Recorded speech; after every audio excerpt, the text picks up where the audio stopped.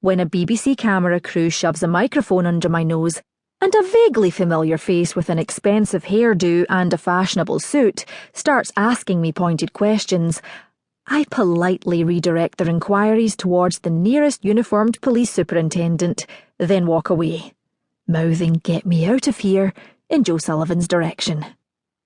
Which is how I get my second ride home in a jam sandwich with flashing blues and twos in just under 12 hours. Cringing in the back seat every time I notice a random bystander who looks like a journalist, or a van that resembles the TV news crew's uplink vehicle. The neighbours are going to think I'm some kind of criminal mastermind at this rate, aren't they? I'm in the kitchen, brewing up a cafetiere of Kenyan on autopilot, as Spooky rubs against my ankles in hope of attention, when the landline from HQ rings. It's Vikram. "You made quite a splash." His tone is surprisingly mild. I didn't mean to. The second camera crew arrived while I was already engaged. I shudder convulsively and bite down on my instinctive urge to start apologising. It's undignified for one thing, and for another, if I start, I don't know if I'll be able to stop. What happens next? "We're meeting at 3 to discuss damage control policy.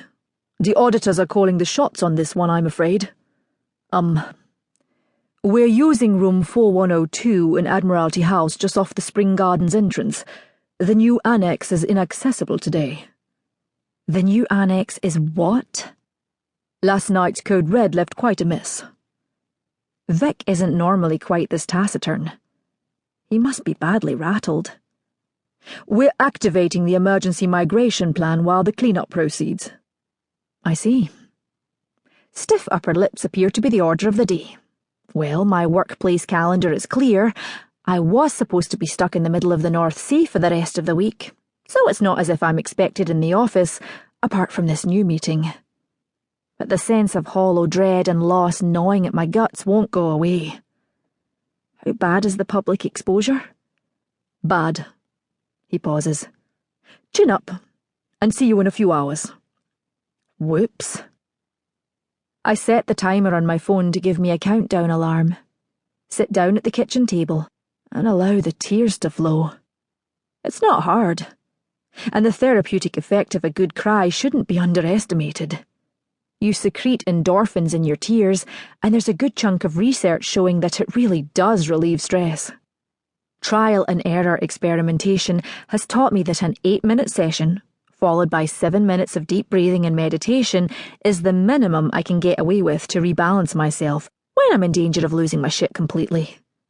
It used to be 4 minutes back when I started practicing it a couple of years ago. It's been creeping up on me for some time now. If I follow it with a brief session of calming meditation, it sets me right as rain.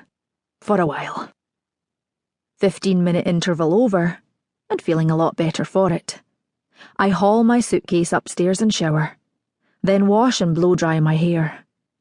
Opening the bag, I haul out the black trouser suit I bought for the deep-sea negotiations.